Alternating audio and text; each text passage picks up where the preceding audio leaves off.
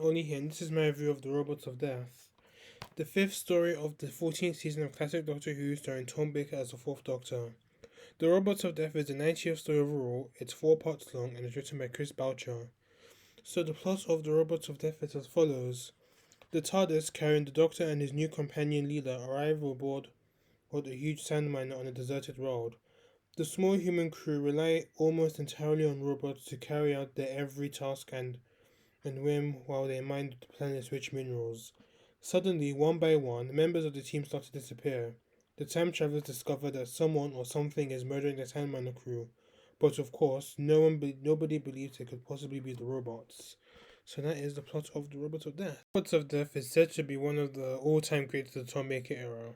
And I think it's a really good story, but I don't think it's the classic as many fans make it out to be honest. I'll explain why later on. I did like the story's production. I like the Sandman mode and how it was traversing through the deserts, and the sets of the Sandman looked really good. Nothing too special, but there's no reason for it to be. Although the Feng Shui Asian aspects of the decoration looked really nice, I must admit. The costumes and the robots themselves looked very camp, especially Taran Capel's slash Dusk face paint. I say this in a good way though. The special effects were good mostly, but it was a bit of a mess in one aspect, especially when the robots were talking to Dusk through a screen, and Dusk had his face distorted with some effects to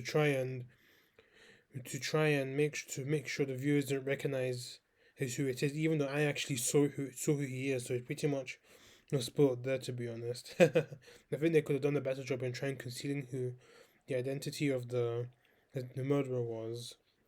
The scripts were good, and the direction by Michael E. Bryant was good as well. I mean, not the best, but I think it's probably one of his best directions in Doctor Who. Plot of the story, it felt very much like Agatha Christie meets Doctor Who, which is ironic because Agatha Christie does appear at least 31 years after the story aired, and actually, with that being said, I did think the plot of the story was a fault in itself, which that actually makes me think is not the classic that it's made out to be.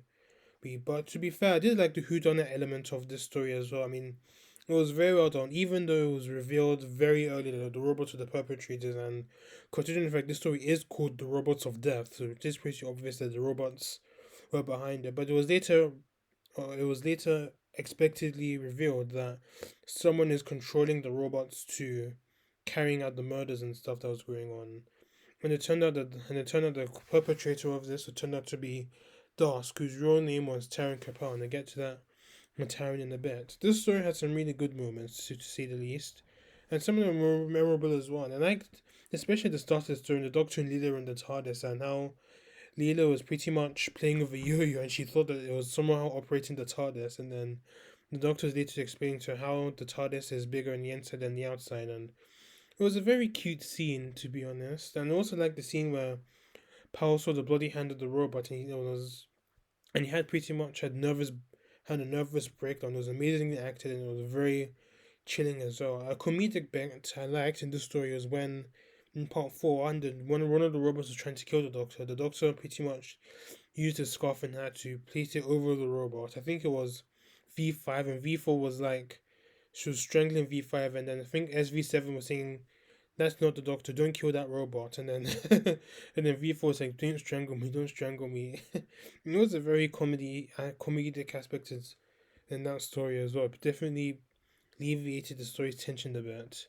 So onto the acting of the story. I thought it was really good. Tom Baker was excellent, even though he had some complaints about the script, especially the resolution of the part one cliffhanger. I think he did a pretty good job, and as I said before, I liked the bit in the TARDIS when he was with Leela and he was explaining how the TARDIS was dimensionally transcendental. And I also liked how he was able to help the crew to catch the murderer. I also liked in part two and in the part two's final moments when the Doctor was telling Chus how he it's a gift of his, how he just randomly shows up everywhere, and then Chus was asking him about it. It was a really fun, nice scene to watch.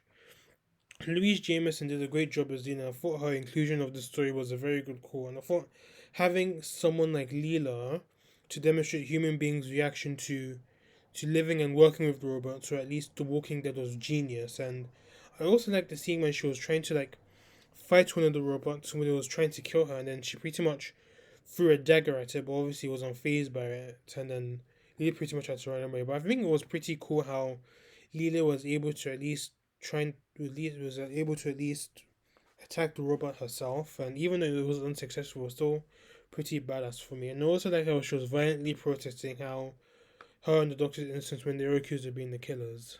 Cast, I thought they were good as well. We had Toos. First off, she was the pilot and later captain of the Sandman, and she helped the Doctor and Leela to stop the robots and Cable. She was a very good character, even though there were at times she did tend to be in very obvious distress from the robots, and it was a little bit annoying at times. And I think obviously this is another fault of the sorry, not the the Hinchcliffe era. I think he definitely tried to at least make some of his female characters a bit weak, and I didn't really like that, so to speak. We had Paul or Power, I don't know how his name is pronounced. He was an undercover agent for the Candle City Company, and he tried to catch Ivanov under the belief that he caused Zelda's brother to die from Grimrod syndrome. He was the first to ally himself with the Doctor and Leela, and he was pretty much the first to tell them that he doesn't think they're the killers, but he didn't really believe that the robots were the ones that were killing the people on board the ship, on the Sandminer. He later had a nervous breakdown after discovering that the robot had killed Borg. He survived along with Ivanov and Toos. I liked his character, even though we didn't really see much of him afterwards.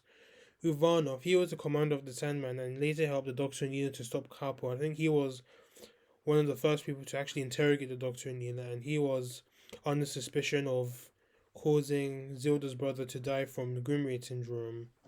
I don't think it was really explained from after that part, but yeah. We also had Borg. He was a crew member. He was pretty much known for slapping the Doctor's jelly babies out of his hands when he was offered. He was later killed. Zelda, she was a navigator and wanting to investigate her brother's death by joining the Sandminer crew and she was pretty much wanted to catch Ivanov. But she ended up getting killed by the robots. I would have liked her to live a bit longer because it would have been the mysterious death of her brother probably would have been a nice mini side plot for the story as well, and it would be nice for at least Ivano to pretty much, I don't know, like prove his innocence, and then the two would pretty much become an easy ally to try and help the Doctor and Leela to stop the robots and Taran Capel. And he had D84. He was a robot that was unaffected by Capel's control because it was a part of the D class, and D stood for dumb, and they obviously D robots, they couldn't speak except for D84. Everyone seems to like D84 for some reason, but I can't see how he's great or I don't even see how he's better than K9 because, to be honest, his naivety and his lack of intelligence was a bit annoying, and he was just a plot convenience in my eyes. He was just a filler character, and I didn't really like this character very much. I mean, it was a nice character, but I don't really see how great he is or how adorable he is to some fans, and I don't know. I didn't really like him, to be honest. I mean, he does kind of save the day, but he doesn't really do anything apart from comforting and saving Tus after she was about to be killed by one of the robots. So, and those are the side characters of the Robots of Death. Let's talk about our villains. First off, we have the Kandor androids, the eponymous Robots of Death. They were harmless because of their prime directive not to harm, but this was otherwise when Taran Capel used them for some robot revolution. They were good villains, to the least, and they were very creepy as well. They reminded me of the angel robots from the Voyage of the Damned. I can't really remember their names, but that's what they reminded me of, especially their humanoid faces and stuff like that. And on to the big bad Dusk, which was a pseudonym used by Taran Capel. Taran was a missing scientist that was basically raised by robots, and he identified with them more than he did with humans, and he used the Dusk name to gain access to the Sandminer and wanted all the robots to kill the humans on board the spaceship, including the Doctor and Leela, so his robo revolution can come to fruition. His defeat came when the Doctor got Leela to use the canister of helium to change Capel's voice, which caused the robots not to recognize him, and then which ended up resulting in his death. He was a good villain, but even though his reveal was as bad was mishandled and it pretty much came towards the end of the story. Even though that ignoring that small bit in part three was pretty much a big giveaway that he was one behind it because the special effects failure there. So on to the faults of the Robots of Death, which makes me think that it's not as great a story as it's made out to be. It was the pacing was uneven, not as uneven as the Face of Evil, but it was a bit laggy in some places, especially in part 3. As I said before, the story title was a big giveaway, and it was pretty obvious that the robots were going to be the villain, so it was very much ruined. Even though it was established that Taron Capel was behind everything, but as I said before, it was mishandled because he wasn't fully revealed as a villain until at least the last 15 minutes of the story in part 4, and that's when you find out he was a big bad, and he was like, when you find out his intentions and all that. And there was another big giveaway because it was mainly absent in part 3, and except for that bad bit that was covering him up with the special effects, feeling all that. But I did think the ending was a bit rushed, to say the least. Is because obviously with the helium stuff, the killing the robot and all, and D84 doing something with causing all the robots to blow up, it was just a bit, to say the least.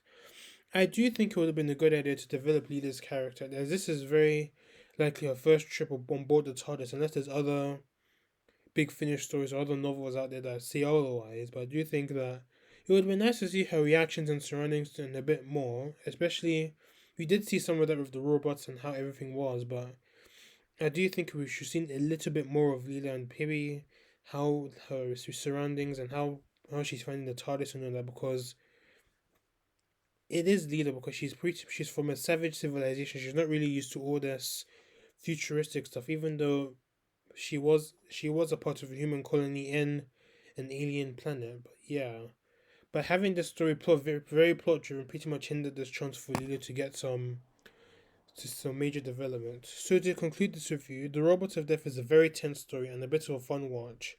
Despite a few issues in terms of pacing and storytelling, it's still a good story from the Tom Baker, and I definitely recommend it. So I give The Robots of Death an 8.5 out of 10. So my next review will be The Tellings of Ring Chiang, and the season 14 finale, and personally one of my favorites on the Tom Baker era, so stay tuned for that. Thank you for watching this review. Please let me know your thoughts of The Robots of Death and this review itself.